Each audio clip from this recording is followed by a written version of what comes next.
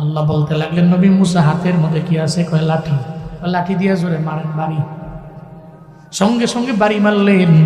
বাড়ি মারতে দেরি আল্লাহ পাক রব্বুল আলামিন একটা না, দুইটা না, তিনটা না, মুসা নবী এবং মুসা নবীর কওমের জন্য আল্লাহ রাস্তা বানায় দিলেন 12টা। কয়টা রাস্তা হয়ে গেছে? 12টা। মুসা নবী কয়, কিরে হইছে? কে বানাইছে? আল্লাহ। সুবহানাল্লাহ। নামো, নাম তো রাস্তায়। মুসা নবী আর তার দল বলে ওখানে যাচ্ছে। ওদিকে ফেরাউন নির্দিষ্ট সময়ে ঘুম থেকে জাগছে। ঘুম থেকে জেগে, কিরে ঘুমাইছো কে তোমরা? এরা কয়, খোদা আপনিও তো ঘুমাইছেন, আপনিও ঘুমাইছেন, আমরাও ঘুমাইছি, সমান সমান। কত বড় সাহস! মুসা পালিয়ে গেছে। তো কই গেছে? দেখ, ফলো কর। দেখতেছে যেদিকে গেছে ওদিকে সামনে নীল নদ। ফেরাউন কয়, কামাইছে, আজকে এমন ভাবে ধরব, ওদিকে সামনে গেলে নীল নদ আর পেছনে আমরা এর সুবাইয়া ডুবাইয়া নীল নদের মধ্যে মারবো। কোন নাউজুবিল্লাহ। আর ফেরাউনের জানা কথা, নীল নদের রাস্তা আছে? আছে নাই? ফেরাউন তার দলবল নিয়ে রওনা। নীল নদের কাছে গিয়ে দেখে মুসাও নাই, মুসা নবীর কওমের কোনো লোকেরাও নাই, রাস্তা আছে 12টা। ফেরাউন তো ওরা অবাক হয়ে গেল। রাস্তা করতে কে আইলো? গতকালকেও দেখলাম না, এখানে রাস্তা কে বানাইলো? 12টা রাস্তা খামখেয়ালি না নীল নদ দিয়া বানাইছে। চিন্তায় পড়ে গেল। এদিকে ফেরাউন তো নিজের একটা বরত্ব প্রকাশ করার লেগা কয়, এই আমার কওমের লোকেরা, দেখ না তোদের জন্য, তোদের ক্ষুধা ফেরাউন নীল নদে 12টা রাস্তা বানাইছে। ডাহা মিথ্যা কথা পড়া যাবে কিনা? আউযুবিল্লাহ। দেখছো না, চিনছো না? ক্ষুধা রাস্তা বানাইছি 12টা। ফেরাউন তো মনে মনে কয়, উপর দিয়ে যাই কই, আসলে তো রাস্তা আমি বানাইনি, ঝামেলা একটা হুইটে যেতে পারে। সব দিনে নামায় দিস যে তোরা নামো। হে নামে না, ঘোড়ার উপরে দাঁড়ায় রইস, স্ট্রেট ফরওয়ার্ড ঘোড়া, তুমি নামো না, তারা নামো। জানে ঝামেলাটা ঘুরে যাবো, মাঝখানে গেলে কি জানি কি হয়ে যায়, কারণ রাস্তা তো হে বানায়নি। এরপরে ঘোড়ার মধ্যে বসে রইল। আচ্ছা বলেন তো, আল্লাহ পাক দেখে কি দেখে না? ফেরাউন যে নামে না, হেলবগের দিনে নামায় দিছে। আল্লাহ কয়, এই ফেরেশতা, তাহলে নামানোর জন্য এমনি হবে না, তুমি নিজে একটা বেডি ঘোড়া সাজো।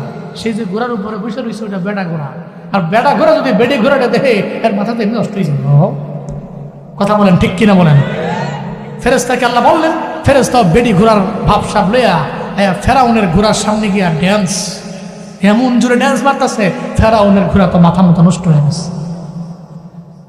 ফেরাউনের ঘোড়া কয়, তুমি কি এর ফেরাউন টেরাউন? নেতা কোনো টাইম আছে নাকি? আমি ফেয়ালেছি সঙ্গিনী, আবার বেডি ঘোড়া, আবার ফেরেশতা বেডি ঘোড়া সাজছে, কি সুন্দর, এটা দেখে মাথা নষ্ট। ফেরাউন তো তার লাগাম ধরে রাখতে পারে না। আল্লাহ কয়, ফেরেশতা তার সামনে গিয়া লাফ দিয়া রাস্তায় নাম। বেডি ঘোড়া রাস্তায় নামছে, ফেরাউন তো নামবার চায় না, লাগাম ধরে রাখে, কিন্তু বেডি ঘোড়ার আকর্ষণে বেডা ঘোড়া লাফ দিয়ে রাস্তায় নেমে গেছে। সুবহানাল্লাহ, জোরে পড়বেন না? ওয়ামাকারু ওয়ামাকারাল্লাহু ওয়াল্লাহু খায়রুল মাকিরিন। চিল্লা আল্লাহু আকবার। আল্লাহ কয়, ফেরাউন রে, চক্রান্ত করলি, পরিকল্পনা করলাম আমি রব, পরিকল্পনা করলাম আমি আল্লাহ। আল্লাহর চাইতে উত্তম পরিকল্পনাকারী জমিনের মধ্যে কেউ নেই। আল্লাহ পাক রব্বুল আলামিন পরিকল্পনা করতে লাগলো।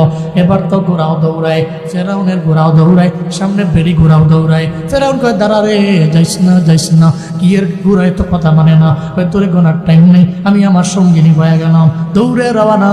একটা পর্যায়ে যখন মাছ নদীর মাঝে চলে গেল, আল্লাহ কয়, ফেরেশতা আর যাওয়ার দরকার নেই, যদি আরো যাও তাহলে নদীর কিনারায় চলে যাবে।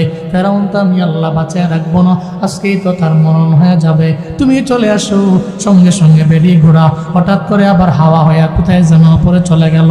এবার তো ফেরাউন কয়, বেড়া ঘোড়া রে, কত মানা করছি না, বেড়ির পিছনে দৌড়াইস না, কিন্তু বেড়ির পিছনে দৌড়াইতে যাইয়া তুইও মরলি, আমারও মারলি, তুইও বললি তো আমারও মারলি, ও তো হ্যাঁ উড়ে গেছে গা। আল্লাহ কয়, নীল নদের পানি, তুমি কথা মানো আমি আল্লাহর কথা তুমি মানো, আমি জানি তুমি আমার কথাই তো মানো। কারণ মুসা নবীর লাঠির পাওয়ারে নীল নদের নিলনদের পানি তুমি রাস্তা বানাইলা, এখন তো আমি আল্লাহ বললে তুমি আবার আগের মতো পানি হয়ে যাবা। আল্লাহ কয় পানি রে, তুমি আগে যেমন ছিলে তেমন হও, আগের মতো রাস্তা তোমার হওয়ার দরকার নাই, তুমি পানি দিয়া এই রাস্তারে আগের মতো বানায় ফেলাও। ওই রাস্তা হঠাৎ করে পানি হয়ে গেছে। ফেরাউন রে চুবায়া চুবায়া ডুবায়া ডুবায়া মারছেন কে? আব্দুল্লাহ ইবনে আব্বাস কয় ওই যে রাস্তা বানাইছে নীল নদীর মধ্যে, ওই নীল নদীর মধ্যে রাস্তা বানানোর কারণে ওই জায়গায় তো রাস্তা বানাইছে তো নীল নদের তলদেশ দিয়া, তলদেশে রাস্তা বানাইছে, সূর্যের আলো তো ওই জায়গায় পড়ছে, সূর্যের কিরণটা পড়ার পরে নির্দিষ্ট একটা সময় তো রাস্তা ছিল। মুসা নবী আর মুসা নবীর দল বলের লোকেরা এরা সব পার হয়ে চলে গেছে। ইহুদি রে, ওই রাস্তা যখন আবার পানি হয়ে গেল, কিয়ামত পর্যন্ত এই পানি শুকাবেও না, রাস্তাও হবে না, আর ওই নীল নদের তলদেশে সূর্যের কিরণও আর যাবে না। আমার কথা সঠিক না বেঠিক তুমি বলো? ইহুদি কয় তুমি বলেছ, সত্য বলেছ, পড়া যাবে কি মারহাবা। 3 নম্বরে তুমি যে প্রশ্ন করছো, প্রশ্নের জবাব হলো এটা মুর্দাকে একটা কবর লয়া ঘুরছে, এটা ইউনুস নবী। কোন নবী? ওনারা তো মাছে লইয়া গেছিল, তো উনি তো চেষ্টা করছে মাছ থেকে বের হব, বের তো হয় না। 40 দিন পর্যন্ত নদীর পারে পারে বিভিন্ন জায়গায় ঘুরছে। এরপরে লা ইলাহা ইল্লা আনতা সুবহানাক ইন্নী কুনতু মিনাজ জালিমিন বলার দ্বারা ওই মাছের পেট থেকে ওই মুর্দাকে বের করতে কবর বাধ্য হয়ে গেছে, রাখতে পারে নাই। ঠিক ইউনুস নবীর বেলায় হয়েছে। বলো সঠিক কিনা? হ্যাঁ তুমি সঠিক বলেছ। 3টা সওয়ালের জবাব দিলাম, এখন তুমি কালেমা পড়ো। ইহুদি কয় আমারে পড়ায়া দাও।